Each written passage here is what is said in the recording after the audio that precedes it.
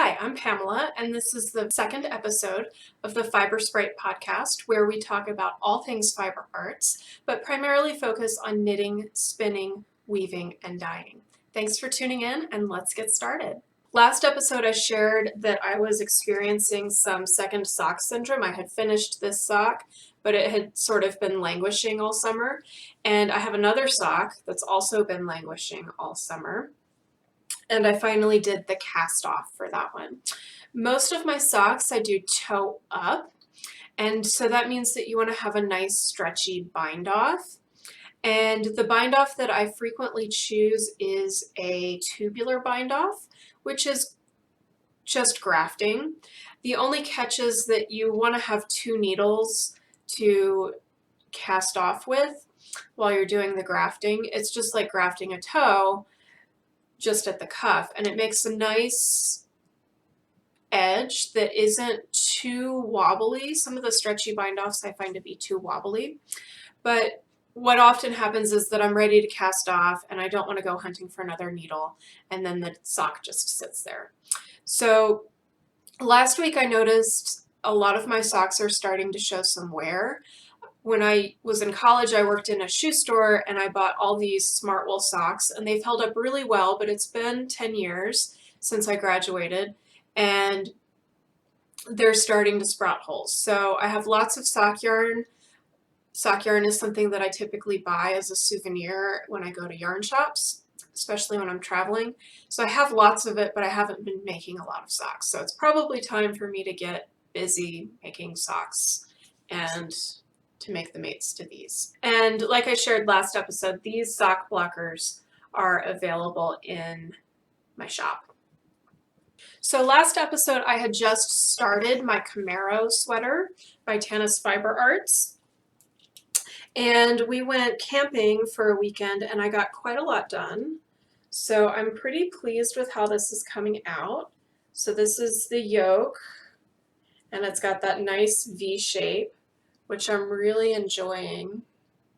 And when I was picking colors out, I used our circular yarn keeper, and that was really helpful in choosing colors. So this is a stash buster, and I don't necessarily have a perfect gradient of colors across all the colors that I picked. So I decided that most of the stripes would have some contrast between them. And so I could say, okay, well, this is the one that I just used. I want to have a little bit of contrast, so I'm going to hop over 2 or 3 colors and pick the next color. And that worked out pretty well. I've been enjoying using this as a tool to help me choose my colors. So when I got to the point where the pattern was asking me to separate for the arms and the body, I thought that looks really shallow. And so I steam blocked it on my dress form, and it was only down to about here. And that would have been way too shallow. I would have had the arms starting probably about here. And it could have stretched to fit, but it probably would have been uncomfortable. So I kept knitting a few more rounds, and to maintain that V shape, I also did some extra increases. And this is just an example of how important gauge can be. It doesn't mean that you always have to get gauge, but when you don't get gauge, you need to kind of think through how can you fix it. So I used our new needle gauge and gauge checker to check my gauge, and I found that I was getting 22 stitches and 40 rounds to a 4-inch or 10-centimeter square, and the pattern was calling for 21 stitches and 28 rounds. So I was pretty close on stitch gauge, but my row gauge was way compressed because of the smaller needles that I'm using and the thinner yarns. And so I just made up for that by knitting those few extra rounds. And now I'm ready to divide for the arms.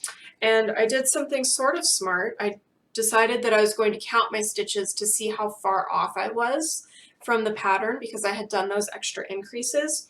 And I found that I am just a little bit off of the pattern, and I can sort of arrange those stitches to account for the differences in the pattern size that I'm working. But I also found that 2 sections I'm 2 stitches off, which isn't a huge deal. If it was 5 stitches, I might try to go find the problem, but because I'm 2 stitches off, I'm just going to try to sort of fudge that around a little bit to make everything match up.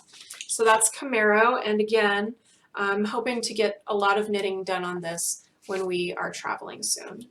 So on to spinning. So last episode, I had just got my new Shacked Matchless wheel, and I said that we were going to be best friends, and we already are. So I was spinning the Sweet Georgia Berries Jubilee, which is the celebration of Shacked's 50-year anniversary. And so this is what I got. So this is what I got. This is singles. It's spun to about 80 wraps per inch, and I did a short backwards draw with it. I've found in my spinning that I used to hate worsted style spinning, the short forwards and the short backward draws, because I was using my wrist and I was pinching the fiber, and that was causing a lot of pain in my thumb. I realized that I don't have to pinch that tight. I can just sort of gently hold it, and I hold it in my dominant hand, which is my left hand, and then I draft with my non-dominant hand. And instead of using my wrist, I move my shoulder. And using that bigger joint means that I tend to have a lot less stress. So I was able to spin this in just a couple of days, and this is about 1,000 yards at 80 wraps per inch. It has not been wet finished yet.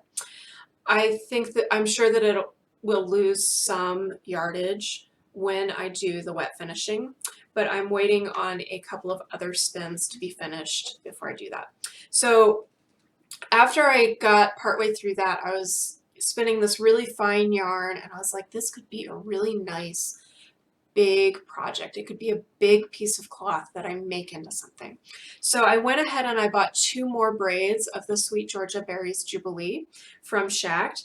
And so then I wanted to do something a little bit different. I wanted to play around with colors. So I divided the colors in the braid into 3 piles. So there was a pile of purples and blues, there was a pile of whites with just a little bit of color left in, and then there was a pile of golds. So this is the purples and blues. Again, this is singles. It's just a tiny bit thicker than the braid that I spun just as it was. And this has about 700 yards. So this is about 3 ounces of fiber. So we'll be pretty close on the grist and the yards per pound on this.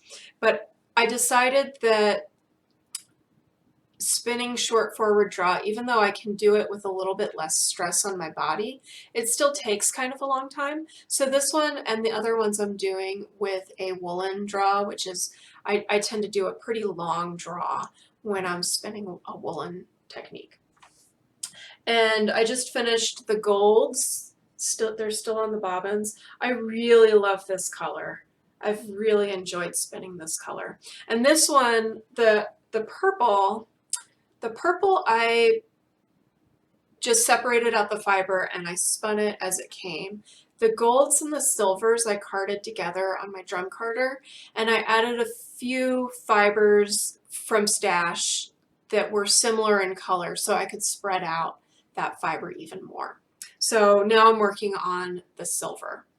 And the braid has a lot of white in it, but as I separated, I wasn't too careful pulling out all of the colorful bits on either ends of the white. So there were golds and there were purples and blues on those tips. And so those combined to sort of muddy up the color, but there is so much white, it really just has this silvery color, and the silk in there, you know, even makes it more metallic looking almost. So I'm really excited for that. When I was getting ready to spin up these fibers, I couldn't find my high-speed bobbin. So I am using a high-speed whirl on this, and I was like, I know I have more high-speed bobbins. Well, I had all this fiber singles that hadn't been plied, so I had to get my act together and get plying. So these are just some white. It's Cormo. I bought it locally in a shop that is a couple hours south of here, and it is local Cormo fiber, and it was just really nice to spin. It does have some vegetable matter in it, but it is so bouncy and soft. I can't wait to see what this becomes. It's kind of a heavy lace weight. When I was spinning it, it was definitely very fine, but after washing it, it just really plumped up. So that's it. And I applied the Marine Bloom that I shared last episode. So this is what we've got. This is about 500 yards. And it's probably a light fingering weight yarn. And I had mentioned that I wasn't careful about colors. I stripped the fiber in this braid and did just whatever's coming up. I spun it as is. And then when I plied it, I wasn't careful about colors matching up. So there are places where the colors do match up in the plied fiber, and there's places where there are some areas of contrast. But because there's not a ton of value contrast in the colors that make up this braid, I think it has just a really nice overall effect. And when it's knit or woven or crocheted, however it gets used, I think it's going to look really nice in the finished product. So I'm excited for that. This is another part of the plying adventure, getting some bobbins free to spin more singles on. This is from my very first fleece that I bought. It's a CVM. It's a lamb fleece. It's very soft. And my challenge with this fleece is just that this fiber wants to be really fine. So it takes a long time to spin, and it takes even longer to ply. And I've been using this to weave a band for the jacket that I shared in the last episode. Last two bits of spinning, I have restocked a couple of colorways in my shop. So this is Glacier Sunrise, and it is based on a photograph I took at Glacier National Park, and it's just beautiful pale colors in the sunrise and the dark where it's still dark in the forest and the lake. And so that's Glacier Sunrise. And then I also have restocked, this is Galaxy. So these are purples into grays, and those are both available in the shop now. So on to weaving. On the last episode, I sort of pointed back to my loom and said that I've got some towels that are samples for classes on the loom. And I don't think that this is going to be exactly what I'm teaching in the class. I'm probably going to mix it up a little bit. There's some more design tweaks that I want to make before I have finished towels that I'm sharing for the class as a sample, but these are definitely going to be useful towels. I need more towels at home. So I've got this one, which is the colors in the warp alternate between light and dark, all the way across. And then this one just used the light as the weft all the way across. And this is the American-made color-grown cotton. In the 3-2 is the weight of the cotton, which means that there are 2 plies. The second number is the number of plies, and the 3 refers to how many yards per pound. And the lower the number, the fewer yards per pound. So that means it's a fairly thick yarn for weaving.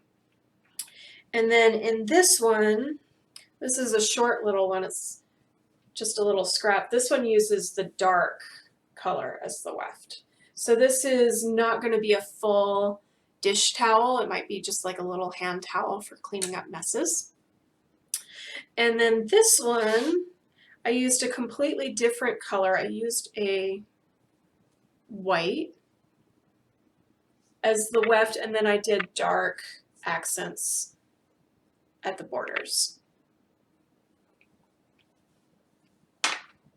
And then this last one was really fun. This is color and weave. And so it uses, this is 3 rows of light and then 3 rows of dark. And one of the cool things about color and weave is that it looks different on one side from the other. So that's really fun.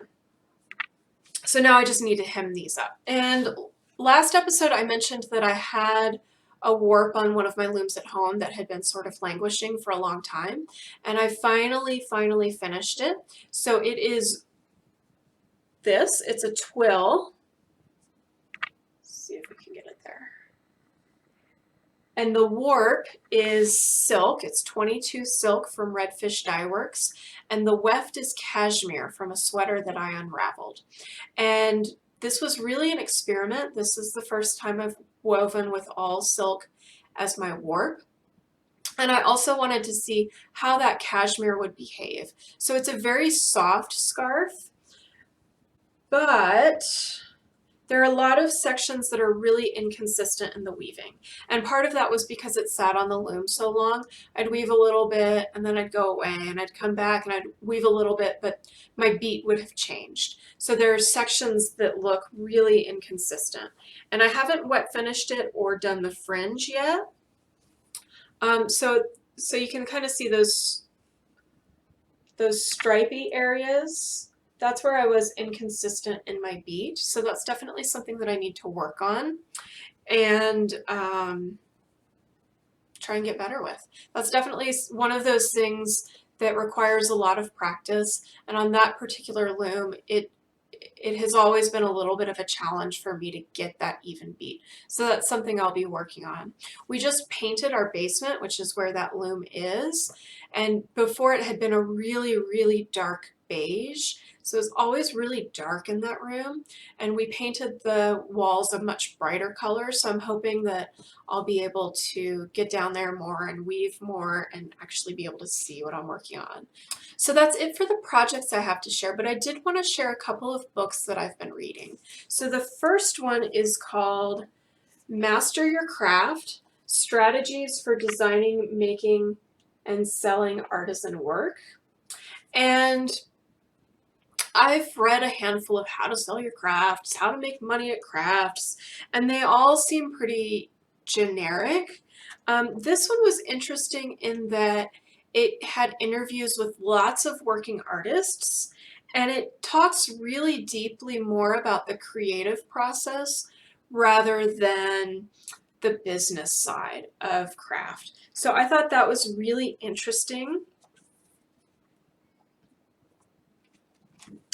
And there are lots of little perspective shifts in here that I thought were really useful. So here's a quote from page 25. It says, "Mistakes are inevitable. Get it right the first time rarely happens when you are making original work, because making something new means you are on unfamiliar ground. So you will make mistakes, lots of them. The key is not to avoid mistakes, but to make sure they don't derail your work. You are not aiming for no mistakes, but for faster, cheaper ones. The creative cycle lets you design and build in small parts, recognizing your mistakes quickly and fixing them before proceeding." So I thought that was really interesting. I tell people all the time, it doesn't have to be perfect. It just has to make you happy.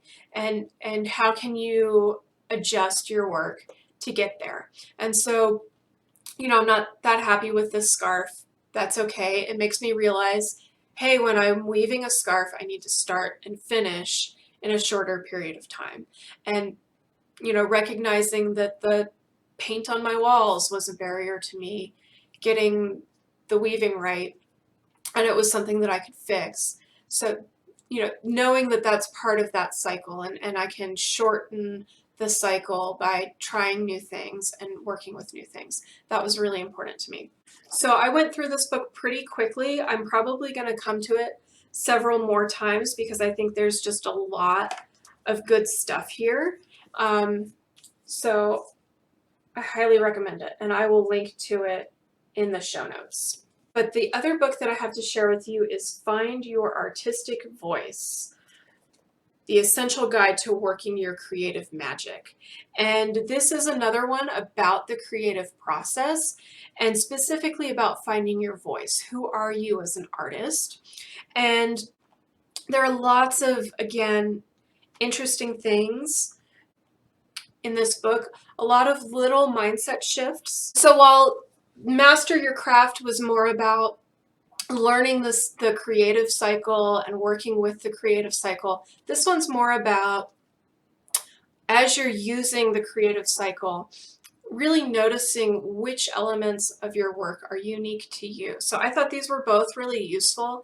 Even if you're not trying to sell your work, a lot of people come up to me and say, oh, I'm not creative. But I really think that we all are creative and we all have something worthwhile to say. And so these books were really helpful in just sort of thinking about how we go around saying that. So that's it for this episode of the Fiber Sprite podcast. Thank you so much for coming back to watch again, and I'll see you next time.